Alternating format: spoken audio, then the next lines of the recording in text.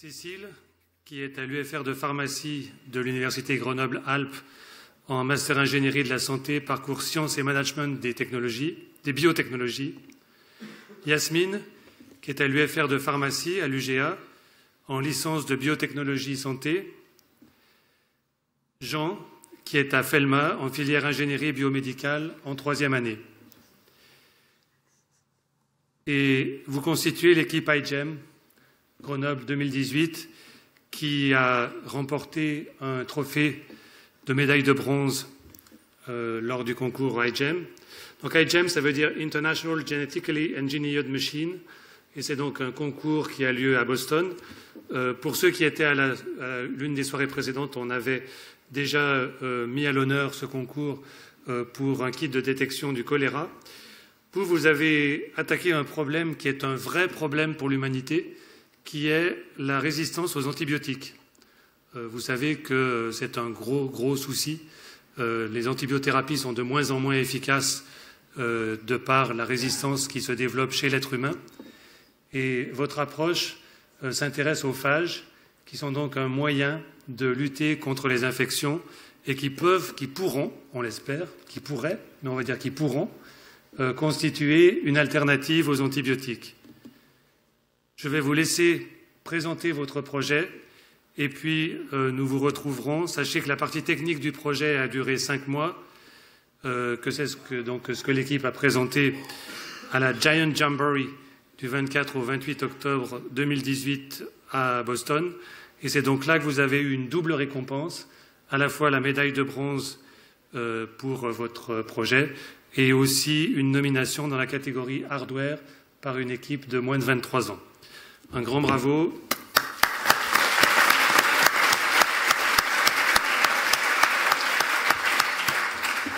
Et je vous laisse nous expliquer de quoi il s'agit.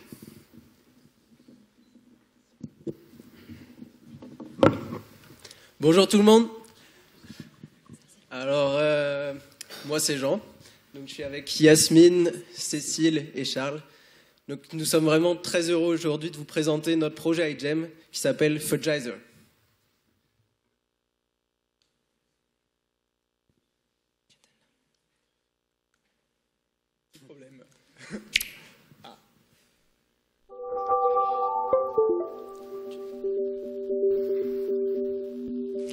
Donc, pour contextualiser un peu notre projet, nous avons voulu nous intéresser à un problème auquel notre société fait face aujourd'hui, et nous avons choisi l'antibiorésistance. Donc, aujourd'hui, 700 000 personnes meurent chaque année à cause d'infections dues à des bactéries antibiorésistantes. Mais ce n'est pas tout. D'après l'OMS, en 2050, ce chiffre sera de 10 millions de morts par an. L'OMS a également publié une liste qui réunit les pathogènes qui posent le plus de problèmes au niveau de leur antibiorésistance, et parmi eux figure Pseudomonas aeruginosa, et c'est pourquoi nous avons décidé de travailler sur cette bactérie. Donc, au vu de tout cela, une prise de conscience est en train de se faire et la communauté scientifique est à la recherche d'alternatives aux antibiotiques. Parmi ces alternatives figure la phagothérapie. Donc, la phagothérapie, c'est l'utilisation de bactériophages pour lutter contre les infections bactériennes. Un bactériophage est un virus qui va intégrer son ADN dans la bactérie et ainsi se répliquer à l'intérieur de celle-ci jusqu'à ce que le nombre de phages fasse exploser la bactérie et donc tue la bactérie. Donc, les phages sont très efficaces à tuer les bactéries. Mais le problème, c'est aussi qu'ils sont très spécifiques. Donc le médecin, avant de procéder à une thérapie, il faut qu'il sache quelle phage donner. Du coup, notre idée, c'était de concevoir un système entièrement automatisé qui est capable donc, de réaliser 3 choses différentes. Donc la première, c'est d'identifier la bactérie pathogène qui est responsable de l'infection. La deuxième chose, c'est de sélectionner le phage le plus spécifique pour traiter le patient, le phage le plus efficace contre cette bactérie. Et enfin, on voulait réaliser une troisième chose qui était de détecter un marqueur d'antibiorésistance chez cette bactérie. Alors, on n'a pas eu le temps de réaliser cette dernière chose, malheureusement. Mais avec ces 3 informations, le médecin il aurait vraiment les outils nécessaires pour procéder à une thérapie pertinente. Alors, une fois qu'on a eu cette idée, on a voulu partager notre idée à la communauté. Et on a la chance à Grenoble d'avoir une communauté très dynamique. Et on a pu établir un véritable dialogue. Donc on a rencontré assez tôt un patient qui était infecté à ses 2 pieds. Et il a suivi un traitement à base d'antibiotiques depuis 10 ans. Depuis 10 ans et sans succès. Et en début de l'année 2017, il a commencé un traitement à base de phage. Et quand on l'a rencontré 6 mois plus tard, alors l'infection était quasiment limitée, les plaies étaient quasiment refermées et il était presque guéri. Donc c'est vraiment quelque chose qui nous a beaucoup motivés et confortés dans l'idée que les phages sont une alternative viable aux antibiotiques. Ensuite, on a rencontré aussi des médecins à Grenoble, donc le docteur Morin et le docteur Epaulard, qui nous ont clairement expliqué que les infections antibiorésistantes, c'est vraiment quelque chose de quotidien qu'on retrouve tous les jours. C'est monnaie courante. Et donc, ça justifie vraiment notre projet, l'intérêt de développer des alternatives aux antibiotiques. On a aussi à un moment, on s'est rendu compte qu'il fallait intégrer une démarche éthique et humaine à notre projet. Et c'est à ce moment-là qu'on a rencontré Loïc. Donc Loïc, c'est un infirmier qui est étudiant en philosophie. Et son aide a vraiment été précieuse. Il nous a apporté le recul et une réflexion vraiment nécessaire à notre projet. Ensuite, on est aussi allé voir le laboratoire d'analyse médicale Oriade Novial, donc un très grand groupe dans la région. Et quand on est allé les voir, on a été très surpris de voir que la plupart de leurs tests sont faits sur boîte de pétri. Donc ils ont été assez impressionnés par notre projet et ça leur semblait tout à fait pertinent.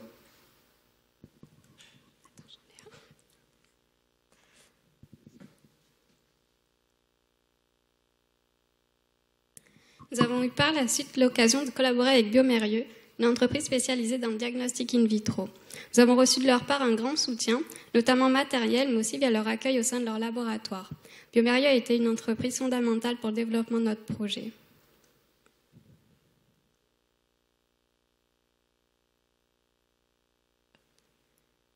Je vais fermer. On va y arriver. Nous sommes ensuite tournés vers des futurs médecins et pharmaciens afin de recueillir leur avis quant à la phagothérapie et à notre outil de diagnostic. Leurs retours furent très positifs et nous avons alors choisi d'élargir la démarche vers un plus large public. Pour ça, nous avons postulé un sondage sur nos réseaux sociaux. 2 conclusions majeures se ressorties de ce sondage. La première, c'était le manque de connaissances par rapport à la phagothérapie au sein de la population sondée. Mais parallèlement à ça, la deuxième conclusion est portée plutôt sur un avis finalement favorable qui sortait quant à l'utilisation de bactériophages dans un traitement. Face à ces constats, nous avons eu toute la motivation et toute l'envie de réaliser notre projet. C'est voici le système suivant. À savoir que dans le cadre de notre projet, nous avons été amenés à choisir une bactérie pathogène. Notre choix s'est porté sur Pseudomonas aeruginosa, responsable de nombreuses infections nosocomiales. Ainsi, notre système permettrait de détecter cette bactérie et responsable d'une infection chez un patient se trouvant en impasse thérapeutique. Pour cela, la première étape consisterait à prendre un échantillon de ce patient et de le mettre au contact de bactériophages. Ainsi, les bactériophages pourront infecter les bactéries, entraînant ainsi leur mort. Via ce procédé, nous avons une libération de l'ADN et cet ADN pourra ensuite être extrait puis fragmenté. Une fois fragmenté, nous pourrons alors détecter ce fragment via l'utilisation de sondes à ADN. Le tout pourra alors être transformé dans des bactéries alors capables d'émettre de la fluorescence. En mesurant cette fluorescence, nous serons alors capables d'avoir les meilleures informations pour traiter au mieux notre patient. Alors maintenant, il faut se rappeler d'une chose, c'est que notre objectif, c'était d'automatiser toutes ces étapes. Et donc, pour ça, on avait besoin de réaliser quatre actions principales. Donc, la première, de pipeter du liquide. La deuxième, de pouvoir contrôler la température de certains modules. Ensuite, de pouvoir extraire de l'ADN. Et enfin, de pouvoir mesurer de la fluorescence. Donc, toutes ces actions sont réalisées via différents modules. Et ces modules, ils sont reliés par une plaque centrale que vous pouvez voir au milieu. Et en fait, cette plaque est rotative et elle vient simplement bouger de manière à ce que le tube voulu se place sous les différents modules. Alors, aussi, il est important de noter que dans notre système, on utilise donc des composés biologiques. Et ces composés biologiques, souvent, ils se conservent en laboratoire à des températures entre moins 20 et moins 80 degrés. D'où l'importance du travail énorme qu'on a fait sur le séchage et la lyophilisation de ces réactifs pour pouvoir les conserver sans atteindre des températures aussi contraignantes. Stage 1, lise des phages.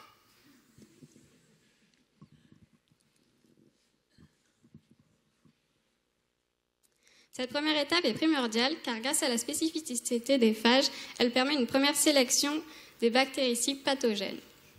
En effet, grâce aux phages préalablement sélectionnés, nous pourrons spécifiquement atteindre les bactéries responsables de l'infection. Ce sont les bactéries représentées en forme de coque dans l'animation ci-contre. Les bactériophages sont aussi de redoutables envahisseurs. En effet, pour une bactérie infectée, des dizaines voire des centaines de nouveaux virions sont alors libérés dans l'environnement. Ainsi, en un temps limité, nous sommes capables d'éliminer toutes les bactéries pathogènes cibles du milieu, libérant ainsi leur ADN. Donc, pour automatiser ça, on a juste simplement à mettre en contact donc, l'échantillon du patient avec les phages. Donc, pour ça, on a besoin de pipeter et on utilise une pipette électronique. Donc, cette pipette électronique, on est venu la hacker en quelque sorte en soudant des câbles sur la carte électronique de la pipette.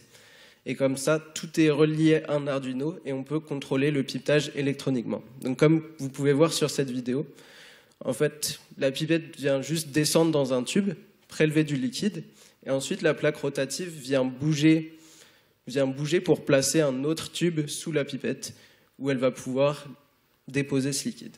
Donc par exemple ici, typiquement, ce serait la pipette qui vient prélever l'échantillon du patient et le mettre dans un autre tube qui contient les phages. Stage 2, extraction d'ADN.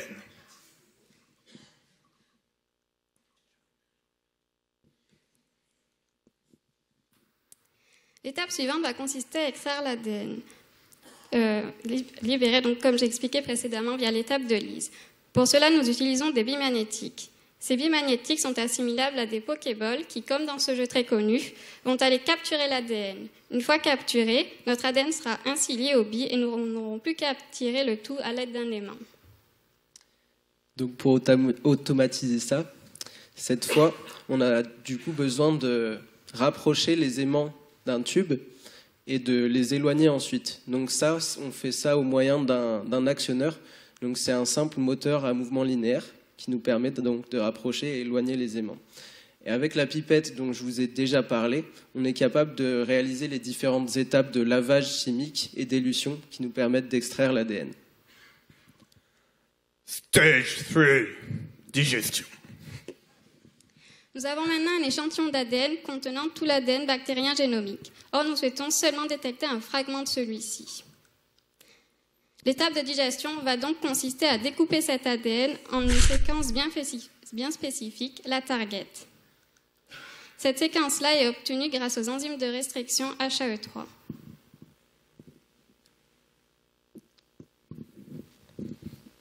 Mais avant de vous parler du moyen de détection, voyons comment est-ce que nous avons designé la sonde. Donc en fait, cette sonde a été inspirée par une ancienne équipe de iGEM, l'équipe de iGEM Cork 2015.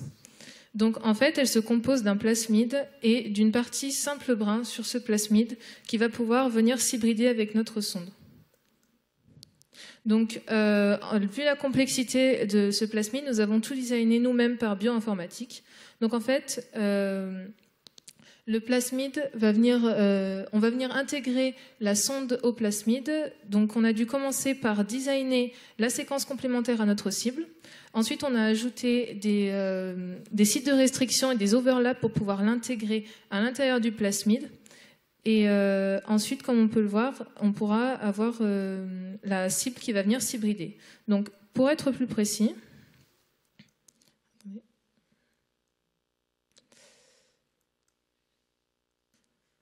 donc, alors, une fois qu'on avait notre sonde intégrée dans notre plasmide, on a dû linéariser le plasmide, soit par linéarisation par PCR, soit par digestion enzymatique.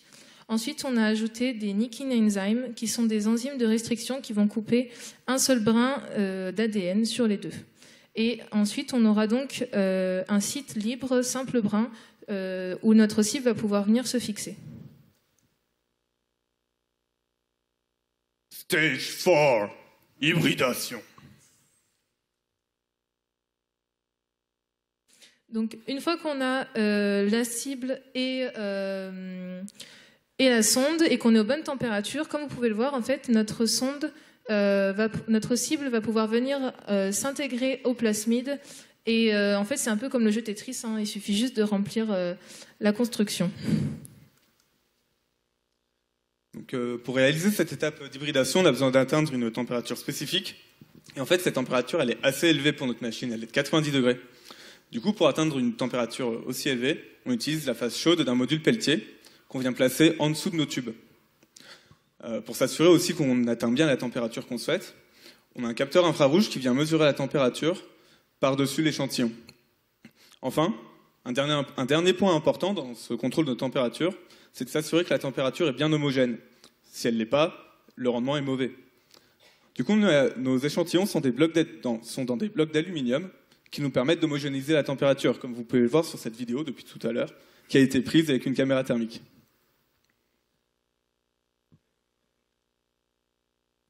Donc, avant de vous parler de la dernière étape, refaisons un petit point sur où nous en sommes. Donc, tout d'abord, nous avons mis en contact les phages avec les bactéries, ce qui a lysé les bactéries.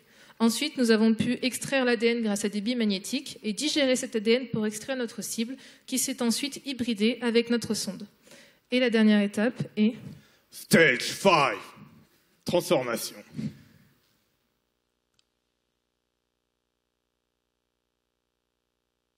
Donc, en fait, il y a deux cas de figure.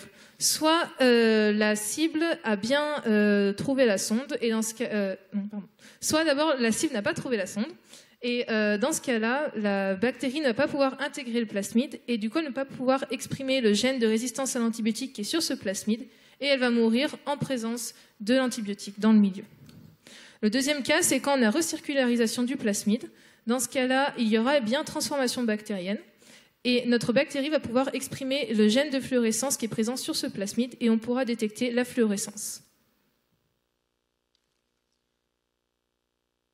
Donc ici encore, le contrôle de température est très important dans cette étape de transformation bactérienne. Parce qu'en fait, pour pouvoir insérer le plasmide dans la bactérie, on doit pouvoir altérer sa membrane. Et pour altérer la membrane, on réalise un choc thermique. Du coup, dans les blocs d'aluminium que je vous ai présentés précédemment, on en a un qui est fixé à 42 degrés grâce à une résistance chauffante et un autre qui est fixé à 11 degrés grâce à la phase froide d'un module Peltier, comme vous pouvez le voir sur ce graphe. Donc ça nous fait un delta de température de 30 degrés. En général, les biologistes, ils aiment bien avoir un delta plutôt de 40 degrés. Ils aiment bien atteindre 0 degrés Celsius.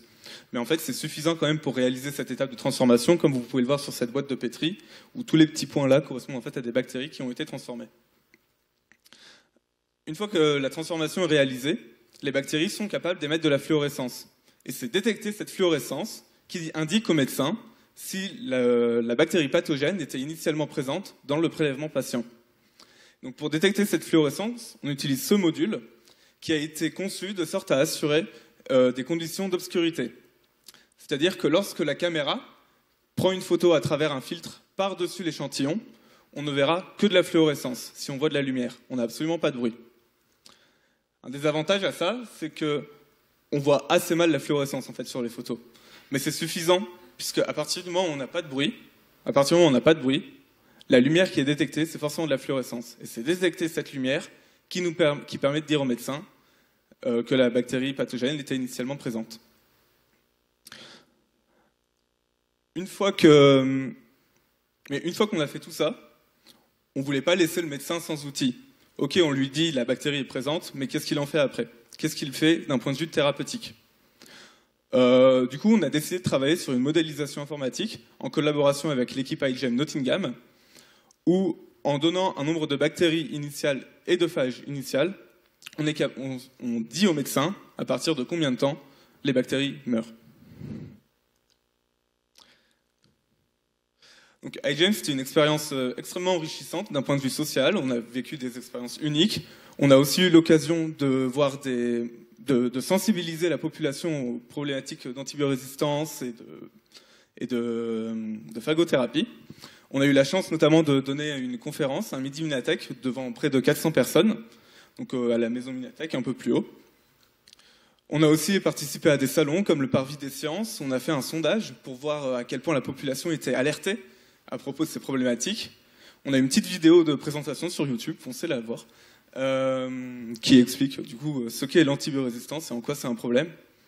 Et on a participé à des meet-up organisés par les équipes iGEM Paris Pasteur et Aix-Marseille. Ça a été l'occasion de renforcer la cohésion entre toutes les équipes françaises. Cette aventure, c'était aussi une réussite d'un point de vue technique. En biologie, on a été capable de lyser des bactéries et de libérer de l'ADN. On a été capable de développer un protocole de lyophilisation qui nous permet de conserver les consommables biologiques et sans altérer leur capacité. Et on a su concevoir une sonde à ADN, même s'il a manqué un petit travail de caractérisation. Côté ingé, on a réussi à contrôler une pipette de façon automatisée. Notre contrôle de température marche parfaitement. On arrive à extraire de l'ADN avec les aimants que vous avez vus tout à l'heure. Et on arrive à détecter de la fluorescence, même si on pourrait avoir de meilleurs résultats, par exemple en changeant de caméra. Tout ça pour dire que l'automatisation marche plutôt bien. Tout ça pour un coût aussi inférieur à 1 300 $. Donc ce projet a été une réussite, en grande partie aussi grâce à nos partenaires. Aujourd'hui, on tenait à remercier particulièrement la Fondation INP. On souhaite à la prochaine équipe que ce soit une aussi belle réussite. Elle a été formée vendredi dernier. Elle prendra plus beaucoup de temps à s'annoncer sur les différents réseaux sociaux. Du coup, n'hésitez pas à les suivre. Et merci pour votre écoute.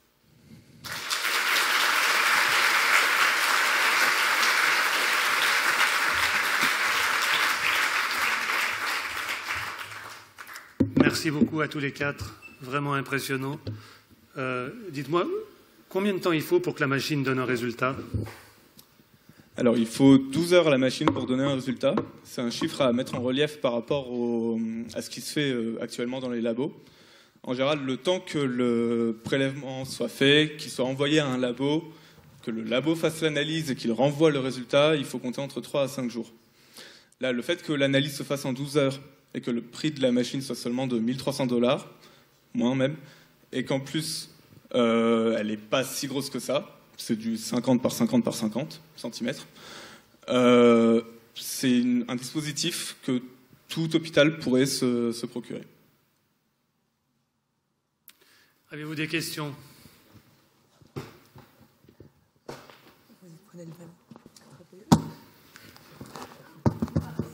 Bien ce micro là. Oui, très bon travail, merci. Juste une question par rapport au banque de phages pour cibler les différentes bactéries les plus problématiques qui résistent le plus aux antibiotiques. Donc, est-ce qu'il y a de bonnes banques de phages donc en France ou en Europe? Alors, il en existe une assez connue, c'est celle de l'Université de Laval. Après, actuellement, comme nous, on n'a pas collaboré avec eux, on a dû les payer, mais c'est sûr qu'à terme, il faut imaginer vraiment une collaboration plus approfondie pour le partage justement de ces phages. En France, on a aussi Ferricides Pharma, qui est une start-up sur Paris, qui n'est plus vraiment une start-up en fait, tellement elle est grosse maintenant, qui se concentre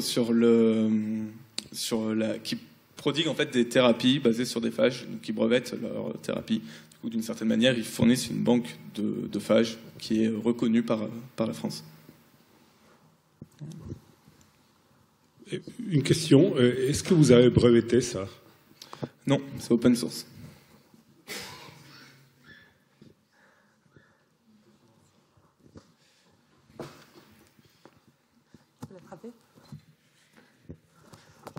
Oui, c'est Olivier Mété. Votre schéma là, de phage là, qui mange les bactéries, c'est intéressant, c'est très intéressant. Mais c'est un peu inquiétant aussi, c'est-à-dire on a l'impression que ça peut être un mécanisme qui peut s'amplifier et pour lequel vous perdiez le contrôle, quoi. Enfin, ça fait un peu penser à un cancer par moment.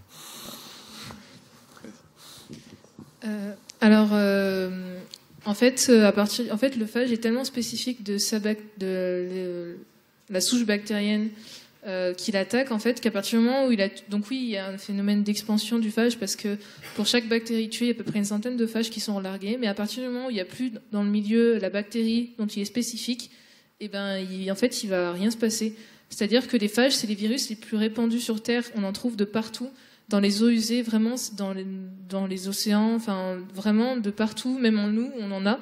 Et en fait, comme ils attaquent que les bactéries et pas les cellules eucaryotes, donc nos cellules, les cellules animales.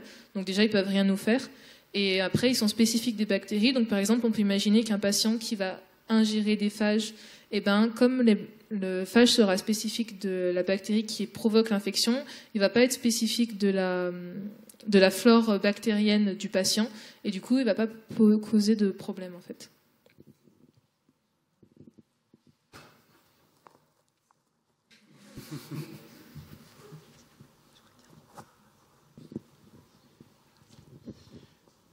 Alors, moi, j'ai une petite question. Est-ce que, à long terme, il ne serait pas intéressant de remplacer carrément l'antibiothérapie par une phagothérapie? Parce que l'antibiothérapie, ça cause pas mal de problèmes, notamment ça détruit notre flore digestive. Et donc la phagothérapie apparemment n'aurait pas cet inconvénient. Et en plus, comme vous l'avez indiqué, ça ne généraliserait pas l'antibiorésistance qui a tendance malheureusement à rendre inutilisables les antibiotiques. Donc est-ce qu'à long terme, ça ne serait pas la solution à tous les traitements de maladies? Alors en fait, les bactéries, comme pour les antibiotiques, elles s'adaptent à leur environnement. Donc les bactéries sont adaptées pour résister aux antibiotiques. Et il a aussi été prouvé qu'à long terme, elles peuvent s'adapter pour devenir résistantes aux phages. Mais en fait, il y a un point positif, c'est que les bactéries ne peuvent pas être résistantes à la fois aux antibiotiques et aux phages. Donc en fait, ce serait plutôt à long terme quelque chose de complémentaire avec une gestion bien faite de l'utilisation des antibiotiques et des phages. Merci.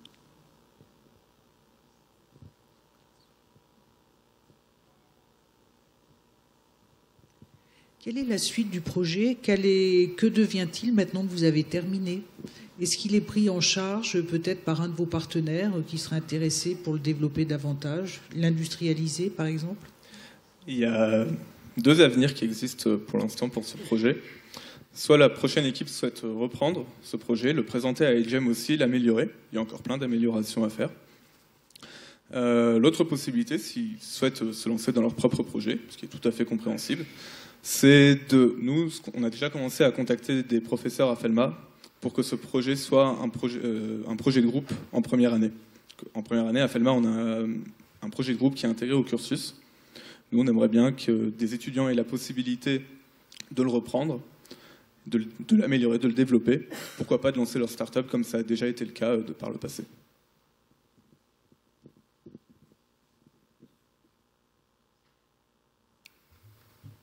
Bien, merci beaucoup. Un grand applaudissement.